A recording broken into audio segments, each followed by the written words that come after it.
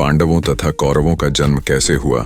नमस्कार मित्रों, जय श्री कृष्णा, राधे राधे। स्वागत है आपका हमारे इस हे दीनानाथ 231 यूट्यूब चैनल पर। एक बार राजा पांडु अपनी दोनों पत्नियों कुंती तथा माद्री के साथ एक दिन शिकार करने के लिए वन में गए। वहां उन्हें एक मृग का जोड़ा सहवास करते हुए दिखा। पांडु ने तत्काल अपने बाण से उस मृग को घायल कर दिया। मरते हुए मृग ने पांडु को श्राप दिया, राजन, तुम्हारे जैसा क्रूर पुरुष इस संसार में दूसरा और कोई भी नहीं होगा।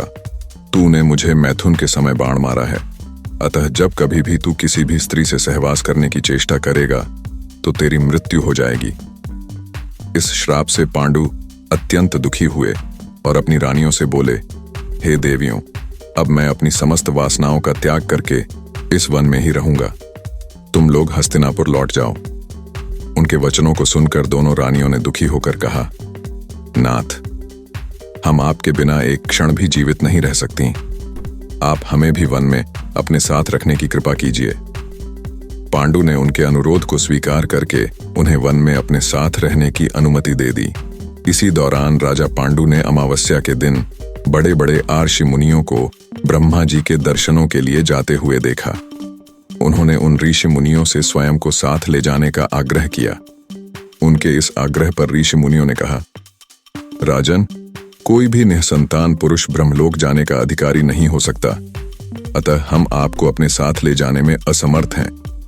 ऋषि मुनियों की बात सुनकर पांडु अपनी पत्नी से बोले, हे कुंती, मेरा जन्म लेना ही व्यर्थ हो रहा है, क्योंकि संतानहीन व्यक्ति पितृ ऋण, ऋषि ऋण, देव ऋण तथा मनुष्य ऋण से मुक्ति नहीं पा सकता। क्या तुम पुत्र प्राप्ति के लिए मेरी सहायता कर सकती हो? तब कुंती बोली, हे आर्यपुत्र, दुर्वासा ऋषि ने मुझे ऐसा मंत्र प्रदान किया है जिससे मैं किसी भी देवता का आह्वान करके मनोवांछित वस्तु प्राप्त कर सकती हूँ। आप आज्ञा करें, मैं किस देवता को बुलाऊं? इस पर पांडु ने धर्म को आमंत्रित करने का आदेश दिया। धर्म ने कुंती को पुत्र प्रदान किया, जिसका नाम युधिष्ठिर रखा गया। कालांतर में पांडु ने कुंती को पुनः 2 बार वायुदेव तथा इंद्रदेव को आमंत्रित करने की आज्ञा दी। वायुदेव से भीम तथा इंद्र से अर्जुन की उत्पत्ति हुई। तत्पश्चात पांडु की आज्ञा से कुंती ने माद्री को उस मंत्र की दीक्षा दी। माद्री ने अश्विनी कुमारों को आमंत्रित किया और नकुल तथा सहदेव का जन्म हुआ। एक दिन राजा पांडु माद्री के साथ वन में सरिता के तट पर भ्रमण कर रहे थे। वातावरण अत्यंत रमणीक था और शीतल मंद सुगंधित वायु चल रही थी। सहसा वायु के झोंके से माद्री का वस्त्र उड़ गया। इससे पांडु का मन चंचल हो उठा और वे मैथुन में प्रवृत्त हुए ही थे कि श्रापवश उनकी मृत्यु हो गई। माद्री उनके साथ सती हो गई, किंतु पुत्रों के पालन पोषण के लिए कुंती हस्तिनापुर लौट आई।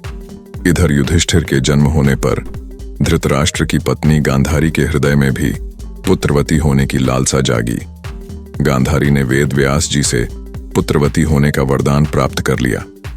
गर्भ धारण के पश्चात 2 वर्ष व्यतीत हो जाने पर भी जब पुत्र का जन्म नहीं हुआ तो निराश गांधारी ने अपने पेट में मुक्का मारकर अपना गर्भ गिरा दिया।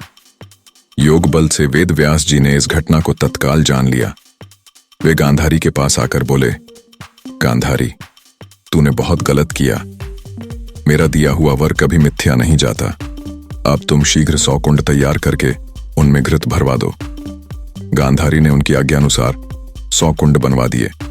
वेद व्यास ने गांधारी के गर्भ से निकले मांस पिंड पर अभिमंत्रित जल छिड़का, जिसे उस पिंड के अंगूठे के एक पोर के बराबर 100 टुकड़े हो गए। वेद व्यास ने उन टुकड़ों को गांधारी के बनवाए 100 कुंडों में रखवा दिया और उन कुंडों को 2 वर्ष नहीं खोलने का आदेश दे अपने आश्रम चले गए। 2 वर्ष बाद सबसे पहले कुंड से दुर्योधन की उत्पत्ति हुई। दुर्योधन के जन्म के दिन ही कुंती का पुत्र भीम का भी जन्म हुआ। दुर्योधन जन्म लेते ही गधे की तरह रेंकने लगा। ज्योतिषियों से इसका लक्षण पूछे जाने पर उन लोगों ने धृतराष्ट्र को बताया, राजन, आपका यह पुत्र कुल का नाश करने वाला होगा, इसे त्याग देना ही उचित है। किंतु पुत्र मोह के कारण धृतराष्ट्र उसका त्याग नहीं कर सके। फिर उन कुंडों से धृतराष्ट्र के शेष 99 पुत्र एवं दुश्शला नामक एक कन्या का जन्म हुआ। गांधारी गर्भ के समय धृतराष्ट्र की सेवा में असमर्थ हो गई थी। अतः उनकी सेवा के लिए एक दासी रखी गई। धृतराष्ट्र के सहवास से उस दासी का भी युयुत्स नामक एक पुत्र हुआ। युवा होने पर सभी राजकुमारों का विवाह यथा योग्य कन्याओं से कर दिया गया। दुश्शला का विवाह जयद्रथ के साथ हुआ था। तो मित्रों, वीडियो आपको कैसी लगी कमेंट बॉक्स में बताएं। और मित्रों, अगर आप हमारे इस चैनल पर नए हैं तो कृपया चैनल को सब्सक्राइब जरूर करें और कमेंट बॉक्स में सच्ची श्रद्धा से जरूर लिखें। जय श्री कृष्णा। राधे राधे। वीडियो को अंत तक देखने के लिए धन्यवाद।